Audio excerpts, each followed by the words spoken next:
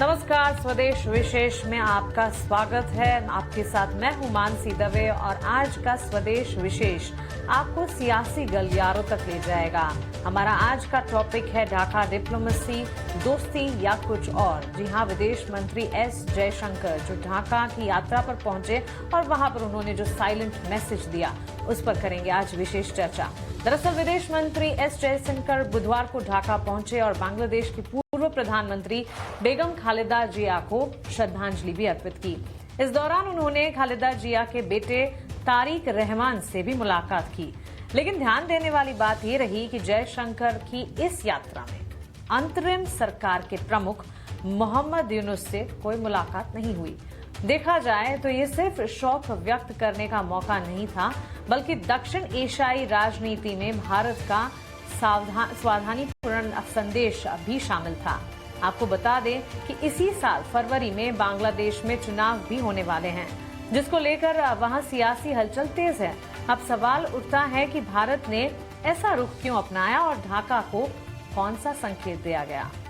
इसी मुद्दे पर विस्तार से चर्चा करने के लिए आज एक्सपर्ट की पैनल हमारे साथ जुड़ गई हैं। चलिए स्वागत करते हैं अनुराग वर्मा का, जो कि सीनियर जर्नलिस्ट हैं। सुरेश गोयल जी भी हमारे साथ जुड़े हैं, फॉर्मर एम्बेसडर।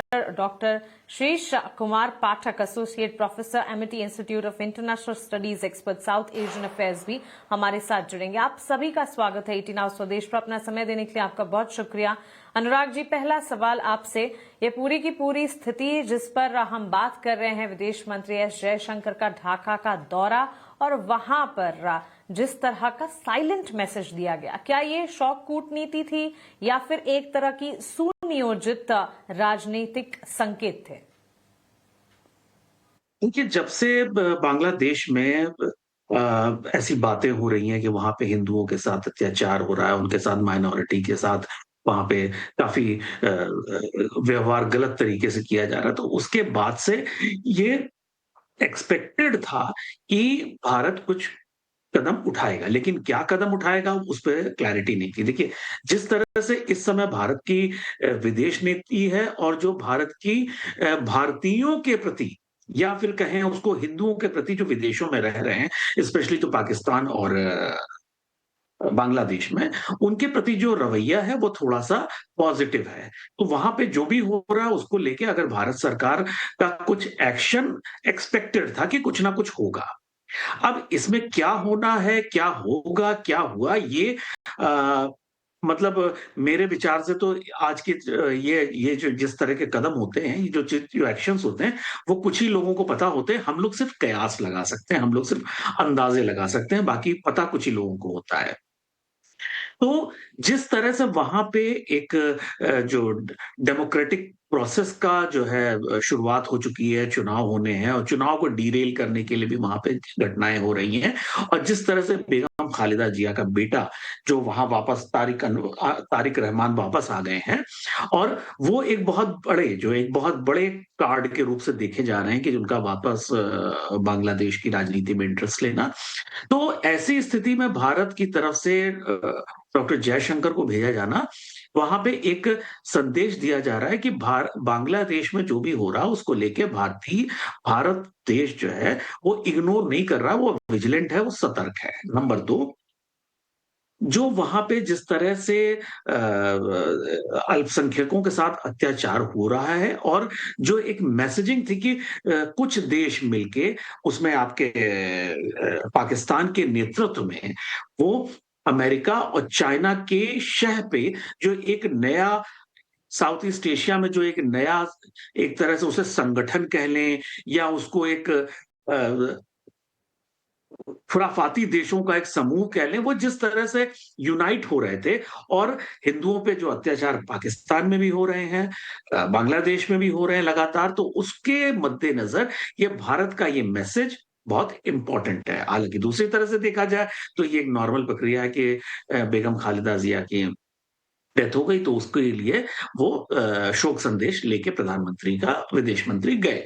तो इसमें मायने कई लगाए जा सकते हैं, और मायने इसके हैं भी, स्पेशली उस समय जब बांग्लादेश में हिंदू माइनॉरिटीज के ऊपर अत्याचार हो रहे हैं, उनको बेरहमी से मारा गया है, ऐसी स्थिति में।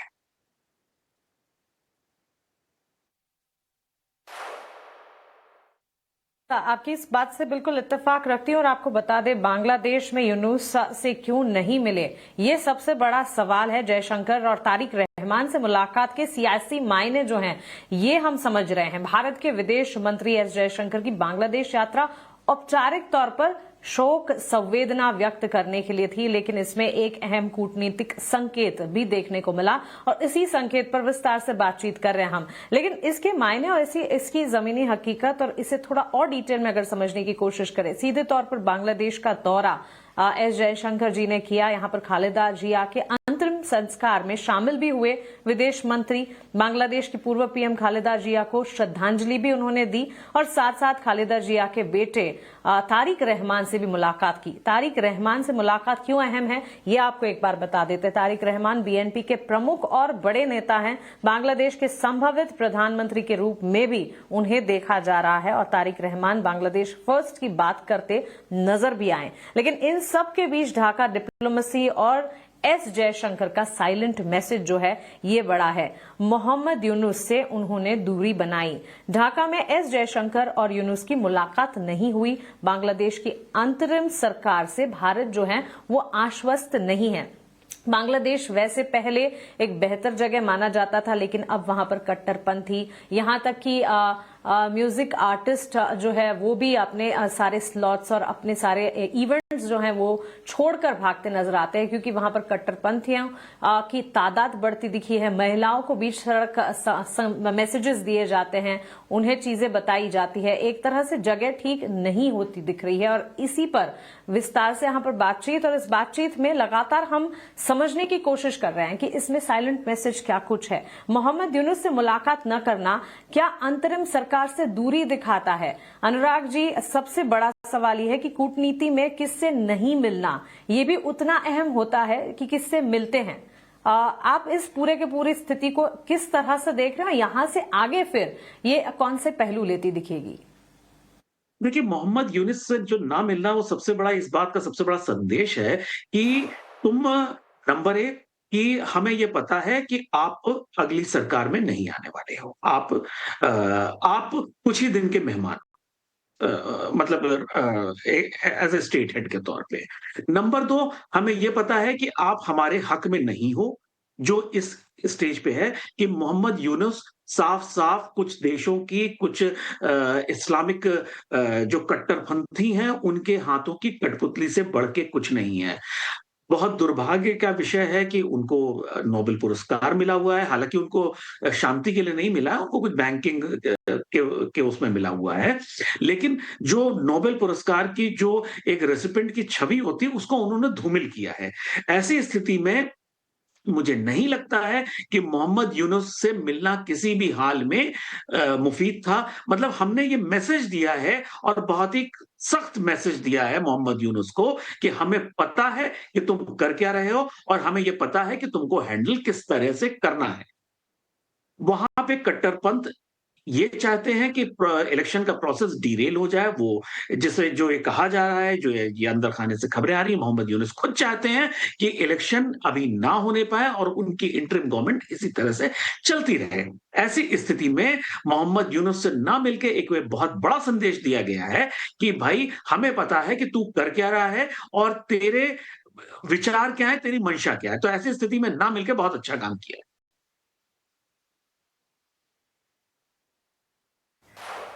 बिल्कुल बिल्कुल, और इनफैक्ट भारत हमेशा से ही पीस, पॉज और सेंटिमेंट को सबसे ज्यादा इंपॉर्टेंस देता है। अनुराग जी, आपकी एक एक बात से मैं सहमत हूं और हमारे दर्शक मित्र जो इस वक्त हमारे साथ जुड़ रहे हैं, हुआ आखिर क्या है? भारत के विदेश मंत्री एस जयशंकर बुधवार को बांग्लादेश की राजधानी ढाका पहुंचे। उनका मकसद क्या था? पूर्व प्रधानमंत्री बेगम खालिदा जिया को श्रद्धांजलि देना मकसद था। उन्होंने किया भी, लेकिन इस दौरान उन्होंने खालिदा जिया के बेटे तारिक रहमान से भी मुलाकात की। लेकिन इसी के साथ साथ बांग्लादेश की मौजूदा अंतरिम सरकार के प्रमुख मोहम्मद यूनुस से किसी तरह की मुलाकात उन्होंने नहीं की। यही बात इस यात्रा को सामान्य नहीं बल्कि खास बताती है। खास बनाती है और एक सीक्रेट मैसेज, एक साइलेंट मैसेज जो भारत ने दिया है उसे बयां करती है। ये सिर्फ शोक यात्रा नहीं थी। अगर ये सिर्फ श्रद्धांजलि देने की यात्रा होती तो जयशंकर अंतरिम सरकार के प्रमुख से भी औपचारिक मुलाकात करते, लेकिन ऐसा जानबूझकर उन्होंने नहीं किया। भारत ने बहुत सोच समझकर तय किया कि किससे मिलना है और किससे नहीं मिलना है। हमारे साथ अन्य एक्सपर्ट्स भी जुड़ेंगे। सुरेश गोयल जी और शीश कुमार पाठक जी का भी इंतजार है, लेकिन इस बीच अनुराग जी, इन तमाम चीजों से एक और चीज सामने आती है और एक और सवाल उठ खड़ा होता है कि क्या भारत चुनाव से पहले, क्योंकि चुनाव भी आने हैं ढाका में, क्या भारत चुनाव से ठीक पहले सत्ता नहीं बल्कि स्थिरता को प्राथमिकता दे रहा है? जैसे मैंने कहा कि पीस, पॉज और सेंटिमेंट को भारत सबसे ज्यादा प्राथमिकता और प्रावधान देता है। देखिए, इस समय बांग्लादेश में शांति और जो कानून का शासन है, वो भारत के लिए बहुत ज़रूरी है। इस समय जो विश्व भर के जितने देश हैं, जहाँ पे भी भारतीय रहते हैं या जहाँ पे भी हिंदू रहते हैं, वो भारत को एक तरह से, इस तरह से प्रधानमंत्री मोदी को, इस समय की सरकार को और भारत देश को इस तरह से देखते हैं कि वो हमारी कस्टोडियन की तरह है। ऐसी स्थिति में बांग्लादेश का जो हिंदू है, जो वहाँ पे अल्पसंख्यक है, वो ऐसा महसूस ना करे कि भारत उनकी तरफ कुछ नहीं सोच रहा है या देख रहा है या उनको इग्नोर कर दिया गया है, ऐसा फ़ील नहीं होना चाहिए और ना हो रहा है। जो डॉक्टर एस जयशंकर की जो विज़िट है और जिस तरह से मोहम्मद यूनुस को जिस तरह का मैसेज है, उससे ये स्पष्ट है कि भारत वहाँ की अल्पसंख्यकों को, चाहे वो हिंदू हों, चाहे सिख हों, चाहे ईसाई हों, उनको लेके थोड़ा-सा चिंतित है। उनको लेके वो तरह-तरह के मंचों पे बात भी कर रहा है और कुछ कड़े कदम एक्सपेक्टेड आने वाले समय में हैं भी। ऐसी स्थिति में ये स्पष्ट है कि भारत वहाँ के जो अल्पसंख्यक हैं, हिंदू, सिख और ईसाइयों के लिए चिंतित है और उनकी जब तक वहाँ पे चुनाव नहीं हो जाता, उनकी सुरक्षा की काफ़ी हद तक ज़िम्मेदारी भी बखूबी निभाने की कोशिश कर रहा है, जिस तरह से भी, जैसे भी संभव है इंटरनेशनल फ्रंट्स पे इस बात को उठा के, ये जानते हुए कि मोहम्मद यूनुस इस समय कट्टरपंथियों के इशारों पे चल रहे हैं।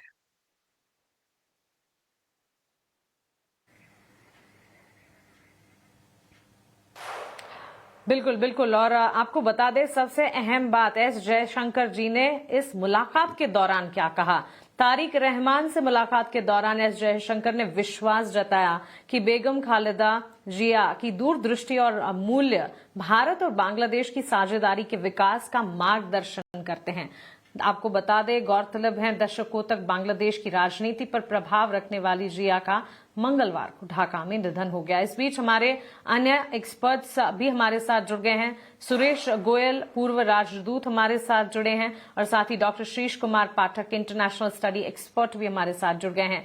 चर्चा में हमारे साथ सुरेश जी, शीश जी, आपका स्वागत है। अनुराग जी ऑलरेडी शामिल थे, उन्होंने ढेर सारी बातों पर रोशनी डाली, लेकिन अब आपका दृष्टिकोण और आपका आउटलुक इस पूरे के पूरे सिनेरियो सिचुएशन पर, शीश कुमार जी, मैं जानना चाहूंगी, क्या ये दौरा दक्षिण एशिया में भारत की प्रिंसिपल्ड डिप्लोमेसी कहा जाएगा?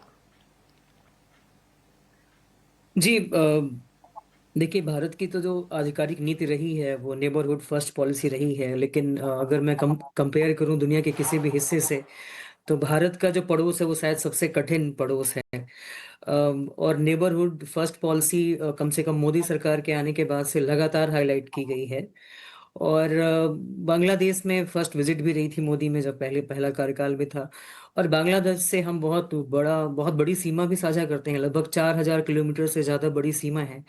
और अगर हम बांग्लादेश की भी जियो पॉलिटिक्स को देखें थोड़ा सा, तो आप देखें कि भारत के नॉर्थ ईस्ट के 4 राज्य उसकी सीमा बनाते हैं और नीचे म्यांमार एक देश है और फिर हमारा भारत देश है। तो कहने का मतलब ये भी है कि बांग्लादेश की भी जियोपॉलिटिकल स्थिति कुछ ऐसी है कि वो भारत को किसी भी तरीके से अवॉइड नहीं कर सकते। हमारी सुरक्षा के लिए भी, हमारे विकास के लिए भी और बांग्लादेश की सुरक्षा और विकास के लिए भी भारत और बांग्लादेश के संबंध बहुत बहुत अहम हैं। तो मेरे ख्याल से जो प्रिंसिपल पोजीशन है भारत की, भारत अपनी सुरक्षा, साउथ एशिया की जो एक एक रीजनल स्टेबिलिटी है, और भारत अपना विकास, और जाहिर सी बात है कि अल्पसंख्यक कौम की जो सुरक्षा है वो भी हमारे लिए बहुत अहम है। जी,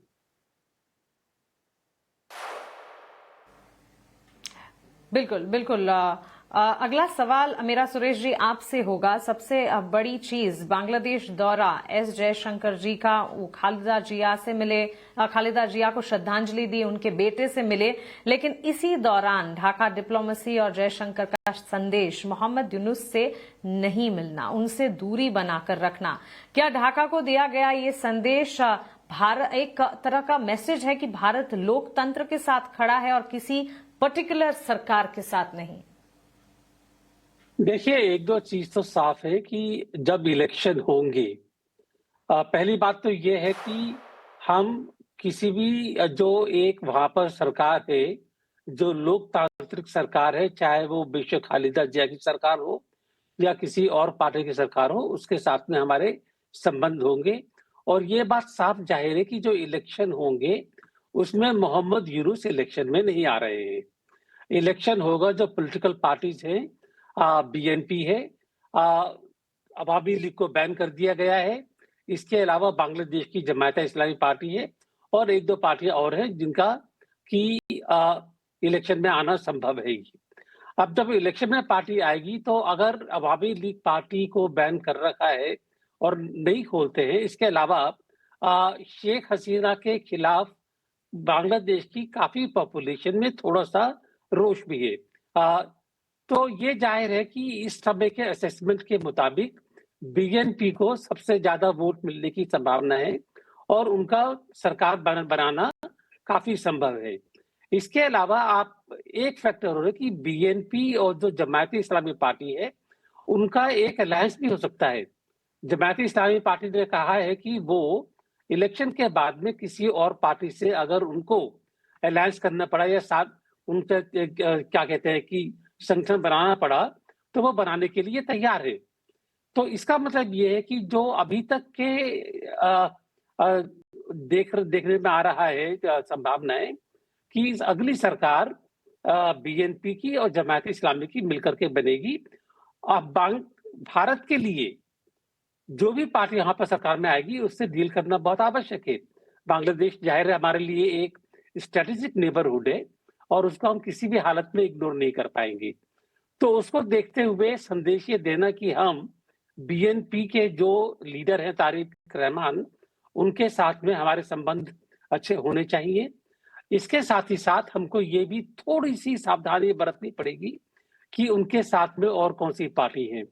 किसी भी हालत में जमात इस्लामी का जो भारत के साथ रवैया है वो हमको मालूम है पहले से क्या रहा है ये। तो ये समय थोड़ा सा एक बड़ा नाजुक समय आएगा, काफी सेंसिटिव रहेगा और काफी कॉम्प्लेक्स रहेगा, ये पेचीदा है ये। तो उसको देखते हुए हमको बीएनपी से अपने संबंध नॉर्मल करने की बहुत ज्यादा आवश्यकता है। और यूनुस तो हम जानते ही है कि जैसा कि उनका रवैया रहा है अभी तक, ना वो बनने वाले हैं ना आएंगे और उनसे हमारा कोई ऐसा खास तौर पर बातचीत होने की फायदा भी नहीं है। तो संदेश साफ साफ दे दिया गया है कि हम बांग्लादेश में लोकतांत्रिक सरकार चाहते हैं और अगर बीएनपी आई तो उससे हमारे संबंध हम आगे बढ़ाने की कोशिश करेंगे। जी बिल्कुल, बिल्कुल। देखिए, भारत का रुख, भारत का मैसेज और बांग्लादेश की स्थिति, ढाका की स्थिति हम सभी जानते हैं। और इस बीच वैसे कई सारे सवालात हैं जो कि आगे उठ खड़े हो जाते हैं। क्या जयशंकर की यात्रा भारत की वेट एंड वॉच पॉलिसी दिखाता है? मोहम्मद यूनुस से न मिलना क्या अंतरिम सरकार के प्रति अविश्वास का संकेत है? लेकिन आप सभी महानुभाव से एक सवाल मैं पूछना चाहूंगी, शुरुआत अनुराग जी आपसे करेंगे। चुनावी माहौल में इस यात्रा से भारत और बांग्लादेश के संबंधों पर किस तरह का असर पड़ सकता है? ब्रीफ संक्षिप्त में जवाब दीजिएगा। देखिए, चुनाव के टाइम पे ये जो डॉक्टर एस जयशंकर की जो यात्रा है वो सबसे बड़ा मैसेज तो वहां के लोगों को दे सकती है और दे रही है कि जो लोग शांति पसंद लोग हैं वो चाहेंगे कि ऐसे दल के साथ जाया जाए जो भारत के साथ थोड़ा सा संबंध अच्छे रखना चाहता है। क्योंकि देखिए, भारत का एक चीज स्पष्ट है, स्पेशली कोविड के बाद में जो उन्होंने इमेज बनाई है एक, कि हम अगर आपको ज़रूरत है अपने पड़ोसियों को या अपने से कमज़ोर देशों को, तो उसकी मदद भी करेंगे और पाकिस्तान को ऑपरेशन सिंदूर में ये भी बता दिया कि अगर तुम बदमाशी करोगे, तो हम तुमको उसका सबक सिखाना भी जानते हैं।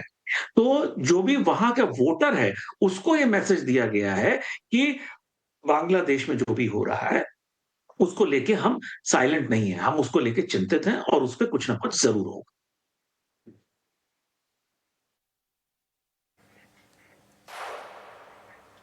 बिल्कुल, बिल्कुल। डॉक्टर शीर्ष गोयल जी, आपसे भी यही सवाल और इसे एक अलग टेंजेंट, एक अलग एंगल भी दिया जा सकता है कि चुनावी साल में भारत का ये जो रुख है ढाका की तरफ, ये ढाका की घरेलू राजनीति को किस तरह से प्रभावित करेगा और वहां की इकोनॉमी पर किस तरह का असर डाल सकता है? सवाल ये मेरे से है आपका? सुरेश गोयल, राइट। जी। देखिए, एक तो क्लियर मैसेज ये है कि भारत बांग्लादेश के इलेक्शन में जो होगा, उसके जो नतीजे होंगे, आउटकम से अलग नहीं रह सकता है, क्योंकि एक तो जो बंगाली कल्चर है, सिविलाइजेशनल टाइज है, जो हमारे हिस्टोरिकल संबंध है, एक तरह से बायोनिक हमारे रिलेशन है, उसमें जो भी आउटकम होगा, उसका असर भारत पर अवश्य होगा, ये साफ-साफ है।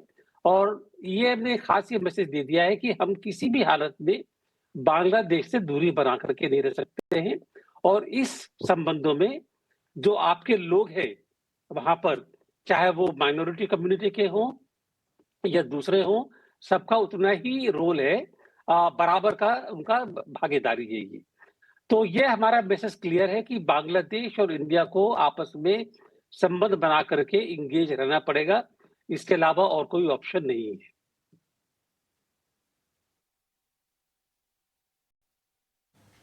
बिल्कुल, बिल्कुल।